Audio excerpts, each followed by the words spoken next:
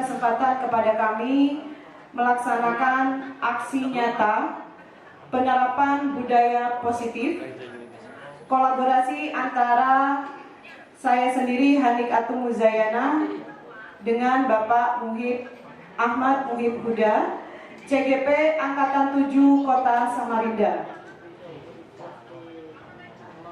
Mohon izin saya berdiri Bapak Ibu. Oke. Baik, dalam kesempatan kali ini saya akan memberikan pemaparan tentang budaya positif, di mana dalam konsep budaya positif ada 8 indikator. Yang pertama adalah perubahan paradigma belajar, kemudian disiplin positif, nilai-nilai kebajikan, serta kebutuhan dasar manusia. Selanjutnya ada motivasi perilaku manusia, kemudian posisi kontrol kita sebagai guru, kemudian keyakinan kelas, dan segitiga restitusi. Baik, sebelum materi ini saya lanjutkan, ada hal-hal yang perlu saya sampaikan. Jadi materi yang saya sampaikan kali ini saya hanya meneruskan dari apa yang telah saya dapatkan selama mengikuti program calon guru penggerak. Posisi saya di sini adalah calon CGP beserta dengan Pak Muhib. Kemudian saya berdiri di sini bukan sebagai orang yang paling tahu, melainkan saya kepingin belajar bersama dengan Bapak Ibu guru hebat yang ada di ruangan guru ini. Baik, selanjutnya Pak Muhib. Oke, indikator yang pertama yang ingin saya sampaikan adalah pembelajaran dengan paradigma baru. Mungkin Bapak Ibu sebelumnya memiliki konsep pembelajaran yang lama. Di sini saya akan mencoba untuk memaparkan konsep pembelajaran dengan paradigma yang baru. Pembelajaran dengan paradigma yang baru adalah sebuah pembelajaran yang berorientasi pada penguatan kompetensi, dan pengembangan karakter yang sesuai dengan nilai-nilai Pancasila. Pembelajaran dengan paradigma baru memastikan praktik pembelajaran yang berpusat pada murid, yang mana setiap murid belajar sesuai dengan kebutuhan dan tahap perkembangannya. Di sini kita sudah sedikit tahu tentang apa itu profil pelajar Pancasila. Yang pertama adalah beriman bertakwa kepada Tuhan Yang Maha Esa dan berakhlak mulia, kemudian memiliki kemandirian, bernalar kritis, berkebinekaan global, bergotong royong, dan kreatif. Baik, selanjutnya mengenai konsep teori kontrol. Ya Bapak Ibu, mohon maaf. Teori kontrol. Iya, baik. Teori kontrol di sini ada 4. Yang pertama, bagaimana ilusi guru mengontrol murid. Yang kedua, ilusi bahwa semua penguatan positif efektif dan dapat bermanfaat. Yang ketiga, ilusi bahwa kritik dan membuat orang merasa bersalah dapat membuat suatu penguatan karakter. Yang keempat, ilusi bahwa orang dewasa memiliki hak untuk memaksa. Mungkin konsep ini yang selama ini kita temui ya di sekolah ya. Selanjutnya, kenapa ada namanya paradigma baru? Karena sebelumnya ada namanya paradigma stimulus respon kepada pendekatan teori kontrol. Kalau dulu kita mengenal stimulus respon, contohnya realitas kebutuhan kita itu sama. Sedangkan saat ini berdasarkan teori kontrol, realitas kebutuhan kita itu berbeda. Kemudian semua orang melihat hal yang sama. Ternyata untuk saat ini setiap orang memiliki gambaran yang berbeda. Selanjutnya kita mencoba mengubah orang agar berpandangan sama dengan kita. Ternyata Saat ini kita berusaha bagaimana memahami pandangan orang lain tentang dunia. Yang keempat, perilaku buruk dilihat sebagai suatu kesalahan. Sekarang semua perilaku ternyata memiliki tujuan dan arah. Kemudian orang lain bisa mengontrol saya. Itu dulu. Saat ini hanya Anda yang bisa mengontrol diri Anda. Kemudian saya bisa mengontrol orang lain. Anda untuk saat ini Anda tidak bisa mengontrol orang lain. Seperti itu Bapak Ibu ya. Mungkin bisa dilanjutkan Pak Muhib. Nah, konsep disiplin positif di sini adalah ada definisinya, yaitu disiplin berasal dari bahasa Latin yaitu belajar. Disiplin merujuk pada disiplin diri yang memiliki tanggung jawab terhadap apa yang dilakukan berdasarkan nilai-nilai yang diyakininya. Sedangkan disiplin positif adalah salah satu cara penerapan disiplin yang bertujuan untuk menumbuhkan kesadaran serta memberdayakan anak untuk melakukan sesuatu tanpa sogokan, ancaman, kemudian tanpa hukuman. Perlu diketahui Bapak Ibu untuk istilah hukuman untuk saat ini itu sebetulnya sudah tidak diperkenankan. Jadi ada namanya hukuman itu tidak lagi digunakan dalam istilah menghukum anak. Seperti itu. Sebagai pendidik, tujuan kita adalah menciptakan anak-anak yang memiliki disiplin diri sehingga mereka bisa berperilaku dengan mengacu pada nilai-nilai kebajikan yang universal dan memiliki motivasi intrinsik bukan ekstrinsik. Jadi motivasi itu berasal dari dalam diri anak itu sendiri, bukan berasal dari luar atau orang lain. Adapun nilai-nilai kebajikan di sini yang ingin saya sampaikan adalah nilai kebajikan itu merupakan sebuah nilai yang telah disepakati bersama terlepas dari suku, agama, bahasa, dan latar belakangnya. Kita berangkat dari profil pelajar Pancasila, di mana di sini ada Ibu yang dikenal dengan Primary Years Program. Apa itu? Ini berasal dari sikap murid terlebih dahulu. Apa itu? Harapannya murid memiliki toleransi, rasa hormat, integritas, mandiri, menghargai, antusias, empati, keingintahuan. Selanjutnya keterampilan hidup. Apa itu? Siswa diharapkan dapat dipercaya, lurus hati, pendengar yang aktif, tidak merendahkan orang lain dan memberikan yang terbaik dari diri, memberikan yang terbaik dari diri sendiri. Selanjutnya, untuk membuat suatu nilai-nilai kebajikan tersebut, ada yang namanya kebutuhan dasar manusia. Kebutuhan dasar manusia di sini ada 5. Yang pertama belonging, kepengen memiliki rasa apa belonging, dicintai, disayangi, dihargai. Selanjutnya power, penguasaan. Jadi siswa memiliki rasa ingin menguasai. Kemudian survival. Tahu survival? Tahu. Oke. Merasa ingin apa? Iya, memiliki rasa ingin merasa keberlangsungan hidupnya di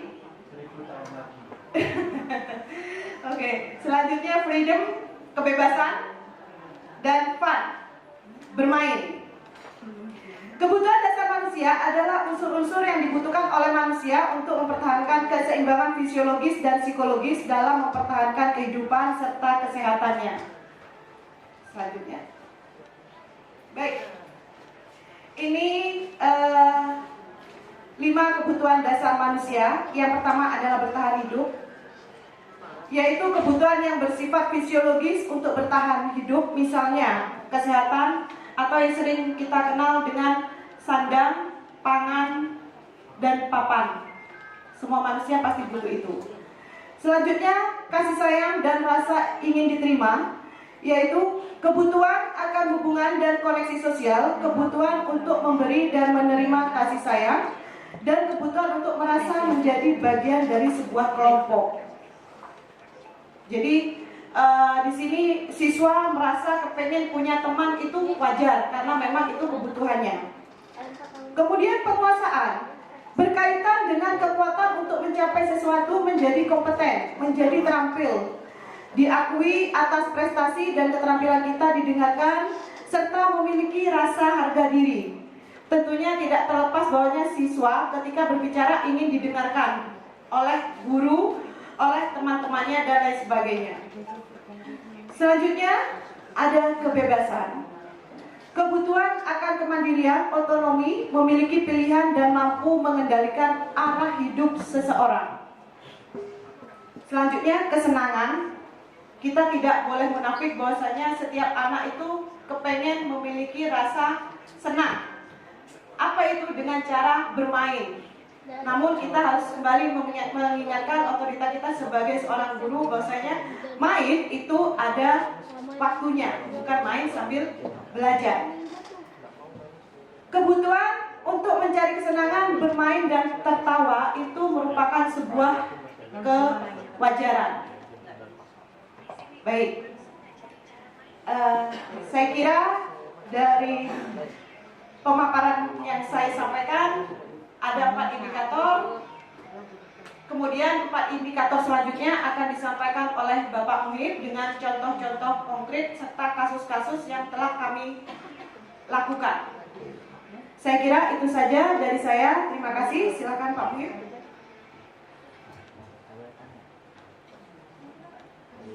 Baik, terima kasih Bu Ani. Bapak Ibu yang saya hormati, saya akan melanjutkan pemaparan dari Ibu Ani untuk melanjutkan tentang teori-teori tentang kebutuhan manusia, kemudian motivasi apa yang kita lakukan sebagai guru untuk memberikan pelayanan terbaik kepada anak didik kita. Kemudian selanjutnya adalah motivasi perilaku manusia. Motivasi di sini ada beberapa hal yang menjadi unsur. Ya, pertama adalah motivasi dari dalam dan motivasi dari luar. Untuk motivasi dari luar, yaitu motivasi ekstrinsik, itu yang pertama adalah biasanya motivasi itu muncul karena adanya untuk menghindari kenyamanan atau hukuman. Kemudian motivasi selanjutnya adalah kita mau melakukan sesuatu karena ada imbalan atau penghargaan dari orang lain. Ini biasanya kita ada motivasi, ada muncul semangat gitu. Kemudian yang ketiga adalah untuk menjadi orang yang mereka inginkan dan menghargai diri sendiri dengan nilai-nilai yang mereka percaya. Artinya dari beberapa unsur motivasi ini, manusia itu sebenarnya melakukan sesuatu karena ada beberapa sebab atau beberapa motivasi yang dari diri kita. Ada motivasi dari luar dan juga ada motivasi dari diri sendiri. Kalau saya boleh meminjam teorinya gunung es, itu seseorang mau melaksanakan aktivitas itu ada karena 2 hal. Yang pertama ada karena teladan, yang kedua adalah sistem. Yang pertama, kenapa teladan? Teladan itu sudah tidak memikirkan segala apapun kecuali adalah yang terbaik. Misalkan, contoh misalkan ini, kita membahas teori dulu ya Bapak Ibu.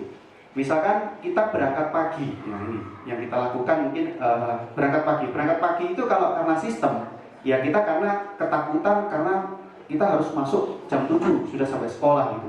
Itu karena sistem Bapak Ibu. Dan kita kalau tidak melakukan itu, pasti kita akan merasa ketakutan. Karena motivasi kita adalah yang dari luar tadi.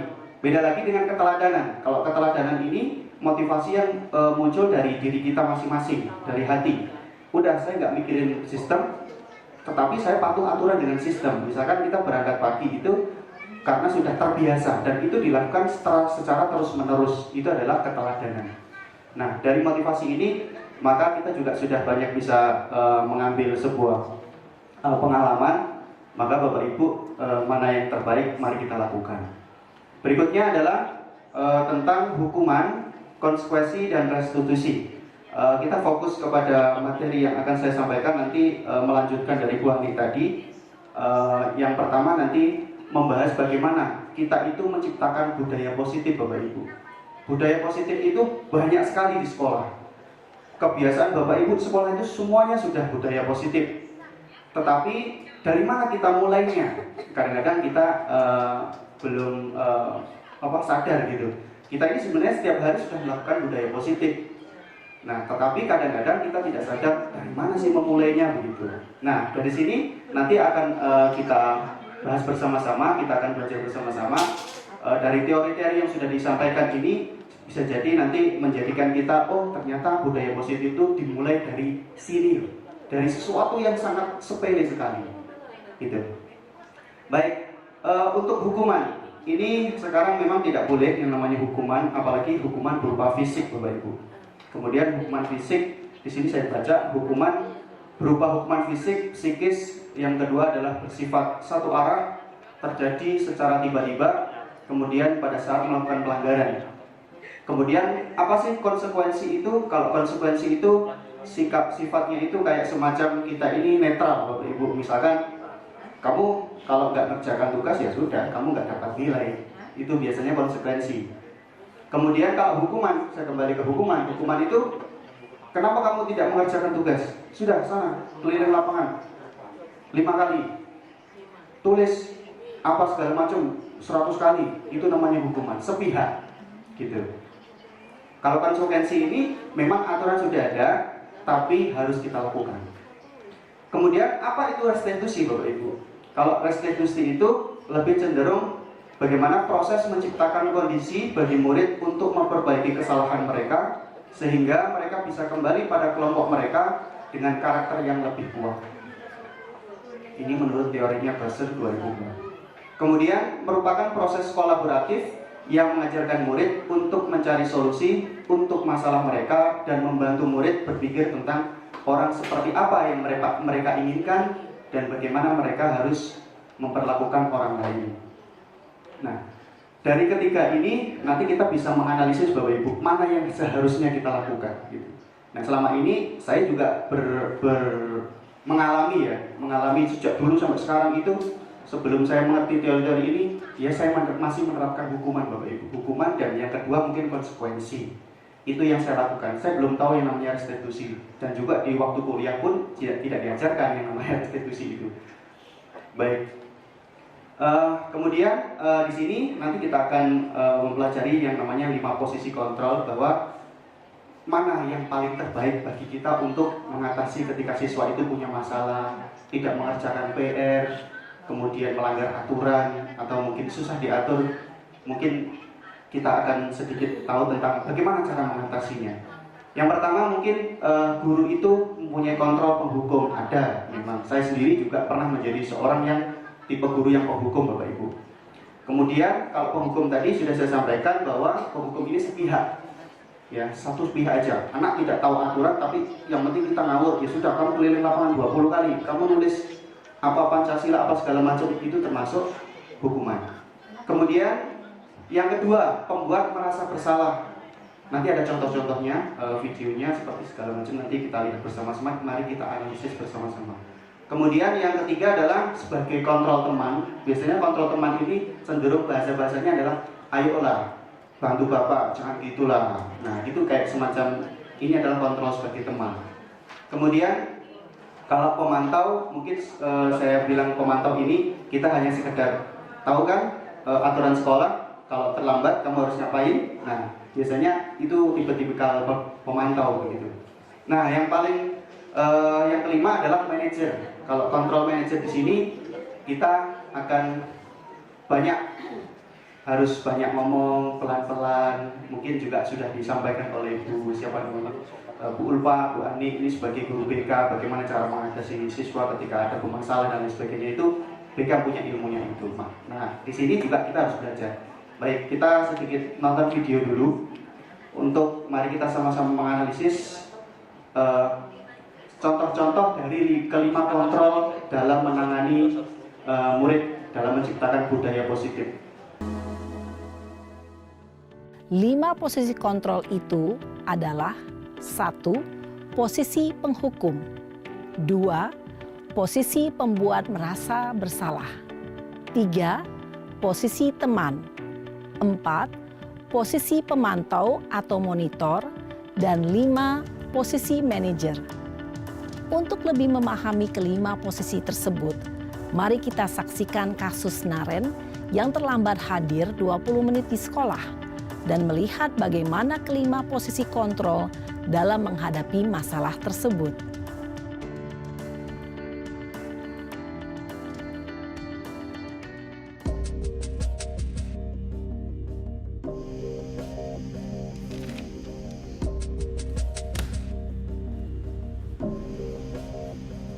Naren!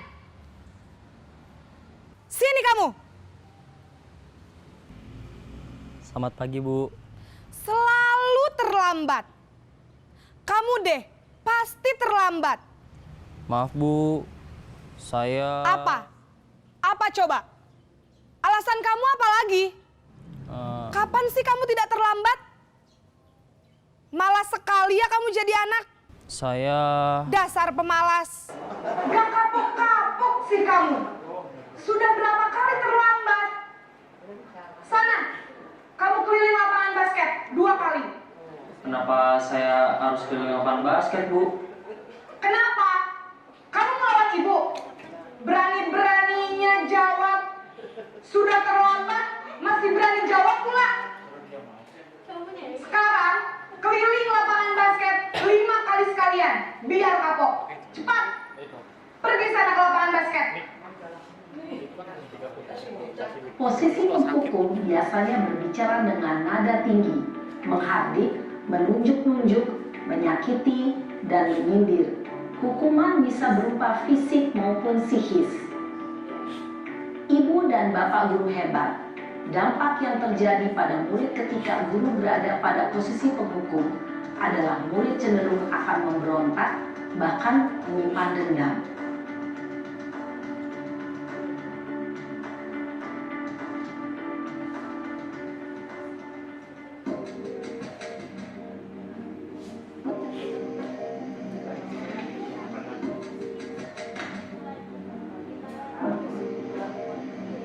Naren!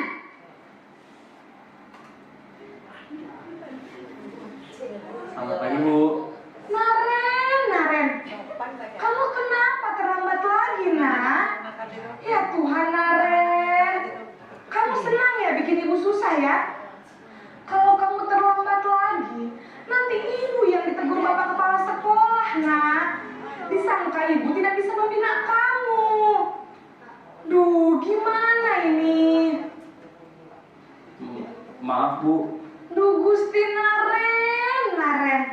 Kamu suka ya kalau ibu ditegur bapak kepala sekolah? Terus, sekarang ibu harus tulis apa ini di buku absen? Ini kamu sudah sering terlambat loh. Ibu harus apa coba? Maaf, Bu. Maaf sekali. Ya sudah, lain kali jangan bikin ibu susah lagi ya nak ya. Ibu tidak akan kuat lagi kalau kamu begini terus. Bisa jantungan kalau ibu tegur bapak kepala sekolah. Sana cepat ke kelas.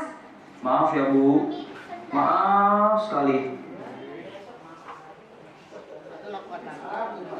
Posisi pembuat rasa bersalah berbicara dengan nada tenang, cenderung lembut. Namun kata-kata yang diutarakan membuat murid merasa menjadi orang yang gagal, memandang buruk dirinya sendiri, merasa tidak berharga, dan tidak sanggup membahagiakan orang lain. Ketika guru mengambil posisi pembuat rasa bersalah, murid akan menganggap dirinya yang bersalah dan ia akan menyimpan emosi negatif tersebut di dalam dirinya.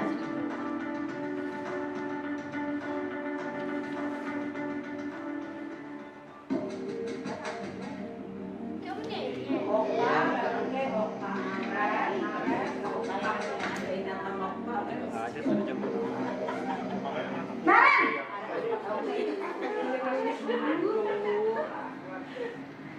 Selamat pagi, Bu. Wah, sudah jam berapa ini nak? Terlambat lagi ya sayang. Iya, Bu. Habis ibu saya lupa bangunkan saya, Bu.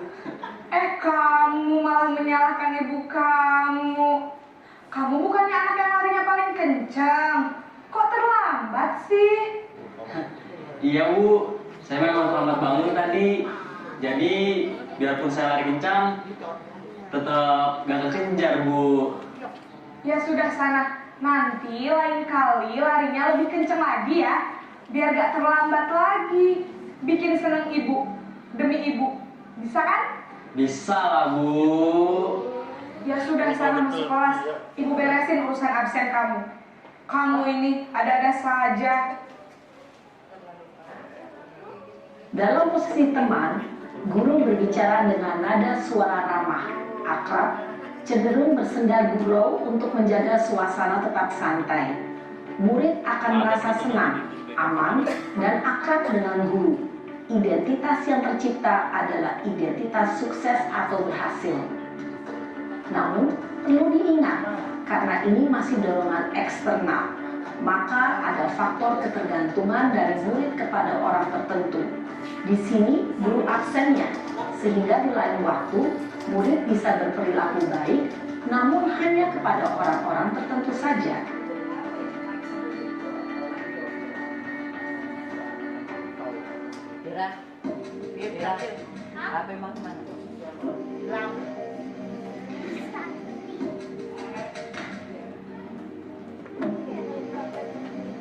Naren!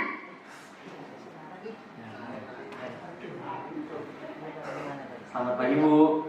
Naren, apa peraturan sekolah kita tentang jam berapa kita harus masuk sekolah, nak? Kita harus di sekolah jam 7, Bu. Iya, betul. Sekarang sudah jam 7.20. Naren sudah tahu konsekuensinya jika terlambat hadir. Paham, Bu. Saya harus tinggal kelas pas jam istirahat selama 20 menit. Iya, benar. Konsekuensinya demikian. Jadi nanti jam 9.30 pas istirahat, kamu harus tinggal di kelas, kerjakan tugas tambahan untuk ketertinggalan kamu, ya? Baik, Bu. Posisi pemantau mengandalkan penghitungan atau data untuk mengontrol murid. Guru mengarahkan murid berdasarkan peraturan dan konsekuensi. Seorang pemantau menunjukkan bahasa tubuh dan ekspresi wajah yang datar dan cenderung formal.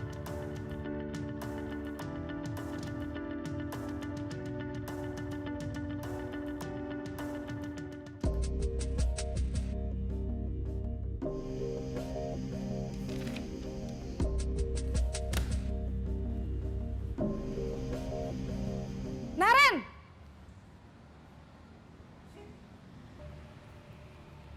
Selamat pagi, Bu.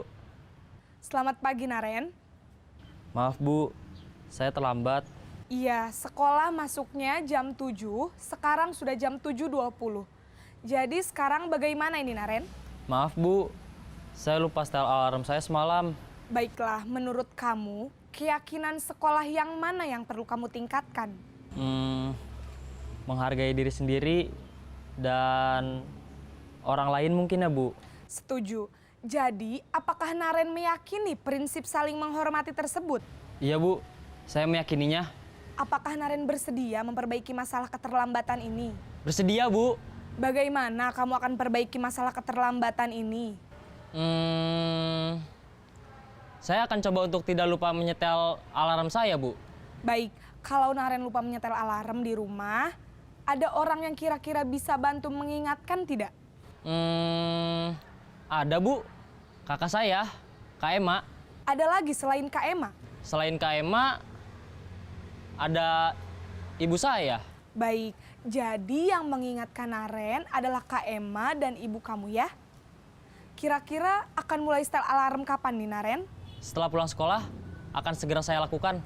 Baik, jadi Naren akan setel alarm untuk bangun besok pagi dan akan diingatkan oleh kakak dan ibunda Naren ya. Ada lagi yang mungkin perlu dilakukan, Naren? Agar tidak terlambat bangun lagi. Tidak ada, Bu. Baik, Naren.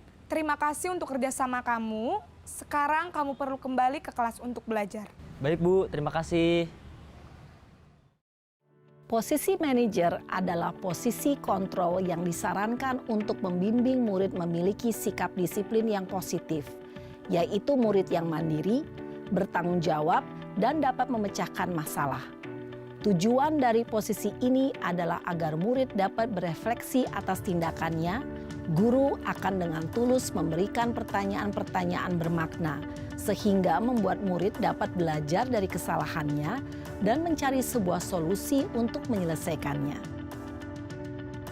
Ibu dan Bapak guru hebat, setelah mengamati adegan kelima posisi kontrol tadi, kira-kira posisi mana yang paling ideal? Posisi mana yang dapat menunjang motivasi intrinsik murid? Ya, tentu posisi manajer. Posisi ini memang posisi ideal yang ingin dituju setiap pendidik. Pada posisi inilah, guru dapat menerapkan disiplin positif yang berpihak pada murid, yang memerdekakan murid. Perjalanan seorang pendidik tentunya tidak mudah untuk sampai pada posisi seorang manajer. Namun, tujuan kita pasti, yaitu menciptakan murid-murid yang mandiri, merdeka, dan bertanggung jawab. Semoga penggambaran 5 posisi kontrol yang telah diperlihatkan ini dapat menjadi ajang refleksi bagi kita semua, agar dapat terus mengasah dan menerapkan disiplin positif yang memerdekakan murid. Mari terus berlatih dan bersemangat. Selamat menerapkan. Salam dan bahagia, Ibu dan Bapak guru hebat.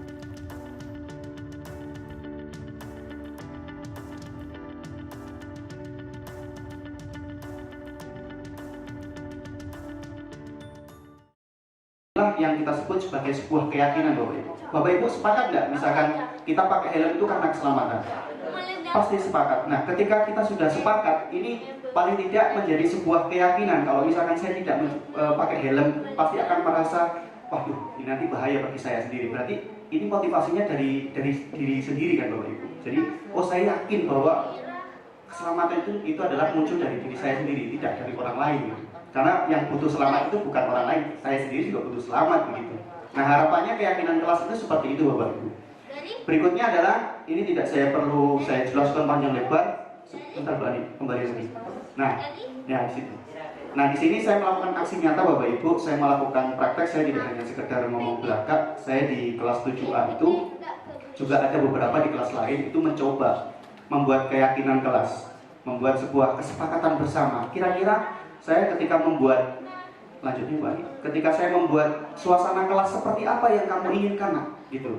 Saya mencoba ketika ada masuk kelas, kemudian saya tuliskan di Padlet, ini menggunakan aplikasi Padlet, aplikasinya Google, Bapak Ibu. Di sini saya membuat suasana kelas seperti apa yang kamu inginkan. Kemudian saya bikin di situ aturannya seperti apa, suasana kelasnya seperti apa, terus kemudian gurunya harus seperti apa, dan juga muridnya seperti apa. Mereka menuliskan luar biasa, Bapak Ibu. Mereka menginginkan rata-rata di sini kalau aturan dia mau melaksanakan semua aturan kelas, kesepakatan kelas. Kemudian piket dan lain sebagainya, tidak boleh main bola di kelas, apa segala macam. Ini mereka menginginkan seperti itu. Kemudian untuk suasana kelas itu mereka juga rata-rata menginginkan tenang. Kemudian di sini juga ada ya, mau ada kaca Pak, kalau kelasnya pengen ada kacanya berarti yang cewek ini pengen inilah mereka berpenampilan rapi gitu. Kemudian damai, rapi, tidak kotor. Kemudian gurunya seperti apa Pak? Gurunya harus have fun, kemudian friendly kepada semua murid, humble dan lain-lain. Banyak sekali mereka menginginkan seperti itu.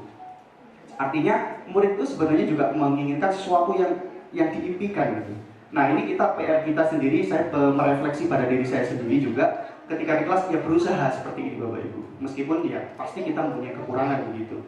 Tapi dari seperti ini, dari apa yang diinginkan murid ini pasti kita juga masa atau kita mau diem aja gitu. Keinginan murid ya ayo kita lakukan bersama begitu. Kemudian terakhir juga harus adil, kalau gurunya harus, di situ muridnya juga harus ngapain. Nah mereka juga menuliskan mengerjakan tugas dari guru, ya artinya apa yang sudah kita lakukan itu mereka juga harus lakukan gitu. Jadi imbang gitu. Dan mereka rata-rata positif banget, semuanya itu menginginkan sesuatu yang positif. Tidak boleh bermain game saat jam kosong, tapi nyatanya juga masih ada seperti itu gitu. Nah ini memang tidak bisa kita langsung satu kali ketuk kemudian langsung bagus semua, tidak bisa. Jadi mulailah dari kelas kita masing-masing Bapak Ibu. Kemudian ini contoh-contoh gambaran mereka pada saat pembelajaran saya. Nah, di sini saya membuat sebuah kesepakatan kelas di kelas 7A. Nah, ini ada seperti ini. Dari hasil yang di atas ini adalah kesepakatan Bapak Ibu, saya rangkuman saya ketika anak-anak itu menuliskan usulan-usulan tadi di Padlet tadi. Kemudian saya rangkum menjadi sebuah sedikit aja. Kemudian saya simpulkan menjadi sebuah keyakinan yang disepakati satu kelas. Keyakinan itu jangan sampai terlalu panjang dan lebar. Artinya mempunyai makna.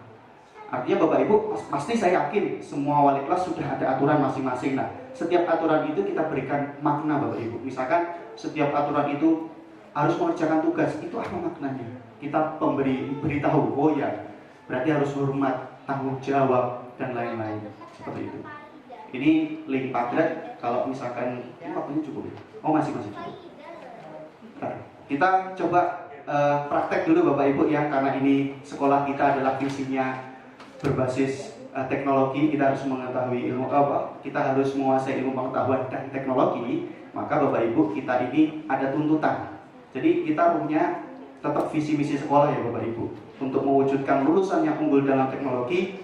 Juga selain itu berkarakter profil Pancasila, kita teknologi kita harus kita kuasai, minimal tidak terlalu gaptek begitu.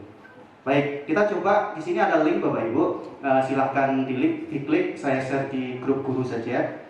Kita mencoba membuat, kita contoh, anggap aja ini di dalam kelas, tapi ini bahasa kita adalah membuat ruang guru impian kita.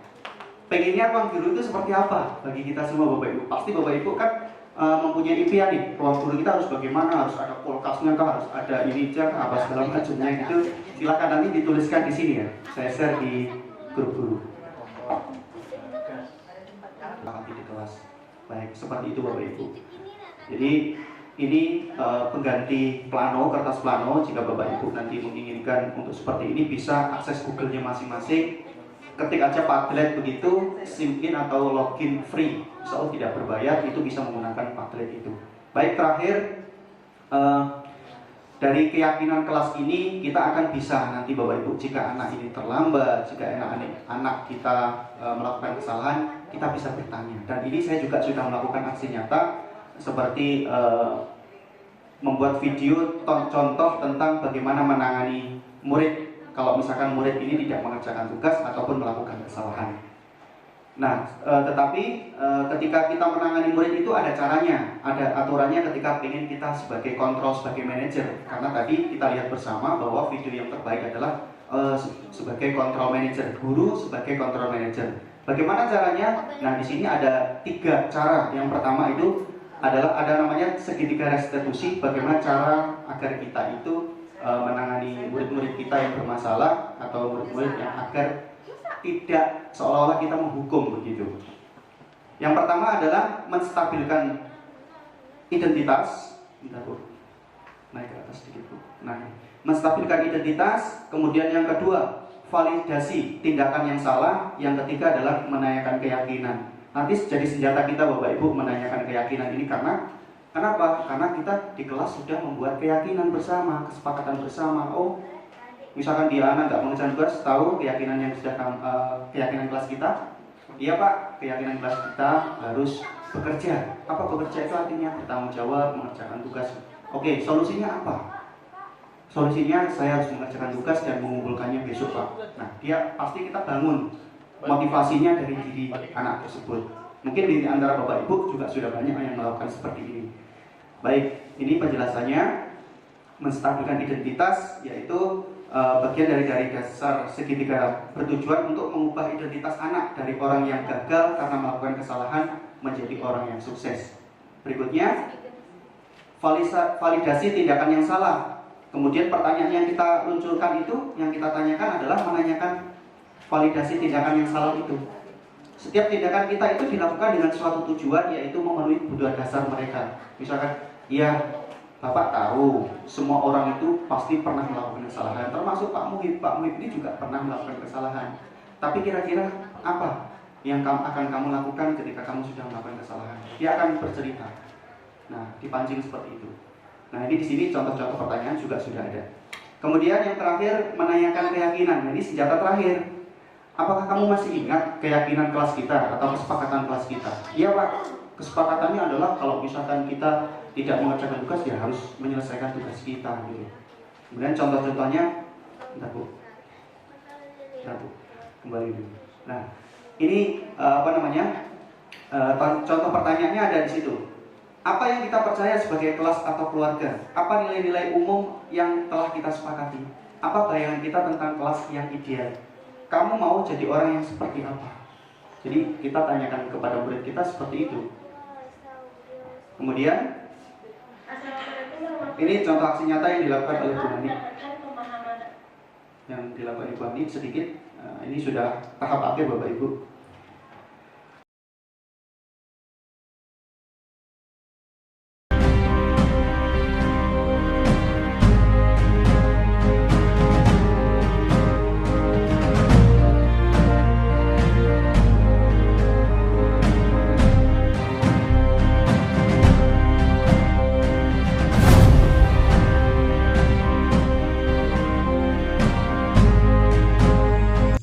Assalamualaikum Pak Muhib. Waalaikumsalam. Silakan duduk, Andi.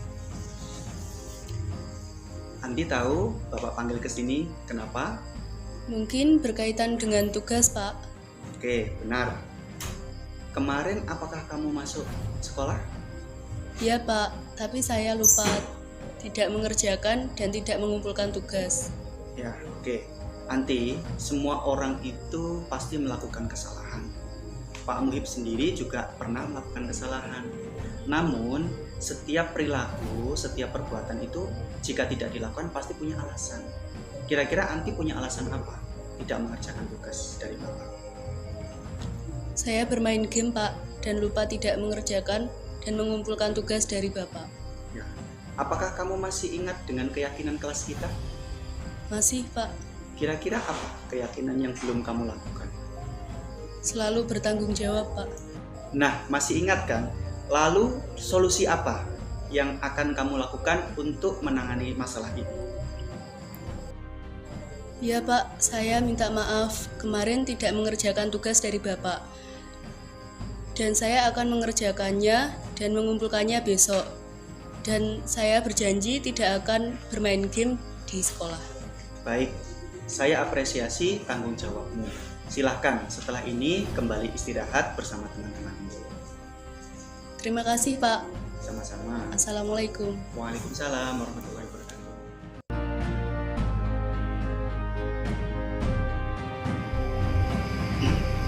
Nanti kenapa tadi pagi kamu tidak mengikuti kegiatan mengaji dan berdoa bersama di musola? Iya Pak, maaf.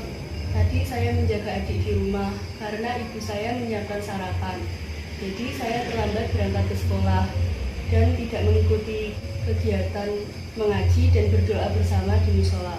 Oke, itu yang kamu lakukan itu baik karena membantu orang tua untuk menjaga adik. Tapi apakah kamu masih ingat dengan keyakinan sekolah kita? Masih Pak. Kira-kira apa keyakinan sekolah kita yang kamu ingat? Kemudian apa yang harus kamu lakukan? Mengikuti kegiatan di sekolah dengan tertib Pak. Nah, apa yang kamu lakukan untuk melaksanakan atau menerapkan apa yang sudah kamu yakini? Saya akan meminta izin jika saya tidak dapat mengikuti kegiatan. Mungkin ada yang lain? Saya akan berusaha lebih tepat waktu untuk masuk ke sekolah dan tidak meninggalkan kegiatan di sekolah Pak. Nah, berarti kamu sudah tahu dan mengerti kan terhadap apa yang harus kita lakukan, yaitu tertib terhadap aturan sekolah ya? Baik Pak, insya Allah saya akan berusaha lebih tertib lagi. Oke, terima kasih Anti, silakan kembali istirahat. Terima kasih Pak, Assalamualaikum. Saya merasa dihargai, tidak dipojokkan walaupun saya salah.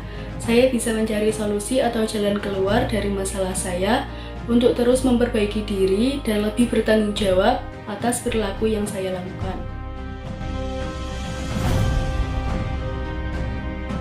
Baik, dari apa yang sudah kami paparkan Bapak Ibu, saya orang yang belajar Bapak Ibu ya. dan juga kita sama-sama berbagi pengalaman saja. Jadi pengalaman yang sudah saya lakukan, saya berbagikan kepada Bapak Ibu, dan nanti juga harapan kami Bapak Ibu melanjutkan di bulan depan ada di antara Bapak Ibu semua yang berbagi praktek di sini juga membagikan pengalaman-pengalaman menarik di kelasnya masing-masing.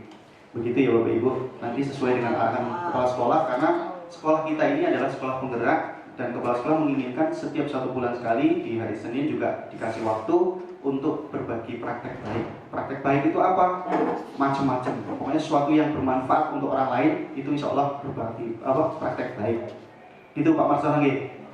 Terima kasih dari saya dan Ibu Ani. Apabila ada kesalahan saya mohon maaf. Tapi sebelum itu mungkin Bapak Ibu ada yang bertanya atau memberikan pernyataannya terkait apa yang kami sampaikan. Silakan Bapak Ibu, 1 atau 2 orang boleh. Mungkin pengalaman selama kita berbagi praktek baik ini apa yang Bapak Ibu dapatkan dari apa yang materi yang sudah kami sampaikan tadi. Boleh, Bu Erina, monggo. Apa yang boleh saya tanyakan? Boleh bertanya, boleh.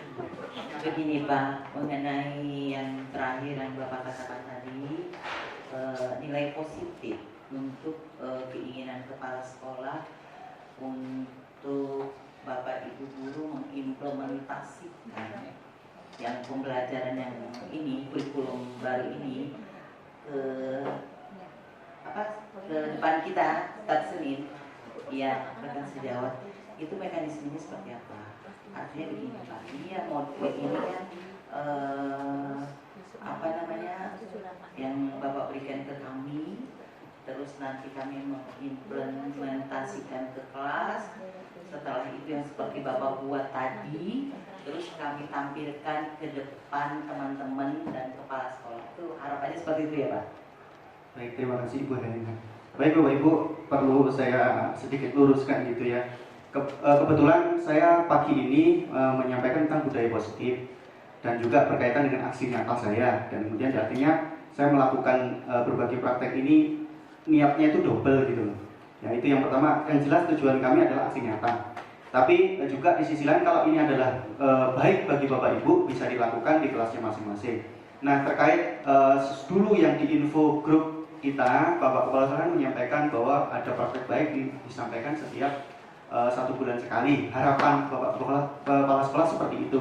Apakah materinya juga harus sama? Tidak Bapak Ibu. Misalkan Ibu Helena menyampaikan kelas strateginya mengajar seperti apa misalkan. Oh berhasil Pak, ternyata saya main-main sama anak-anak itu menggunakan balon, dipecah kemudian muncul pertanyaan, mereka senang sekali gitu.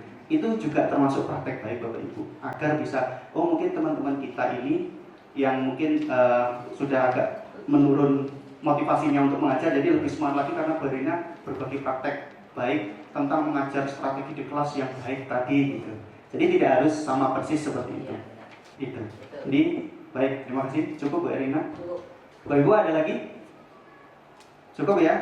Cukup Bapak Ibu, terima kasih. Mohon maaf saya sebagai anak muda yang mungkin agak sedikit lancang, kata-kata saya kurang menyenangkan. Saya hanyalah orang yang sedang belajar dan mau belajar terus dan berusaha untuk berbagi apa yang saya alami. Yang saya alami, saya pasti dan yakin Bapak Ibu juga sudah mengalami semuanya tentunya, karena Bapak Ibu lebih senior di SMP 1 dan saya ini masih belajar dari Bapak Ibu semuanya.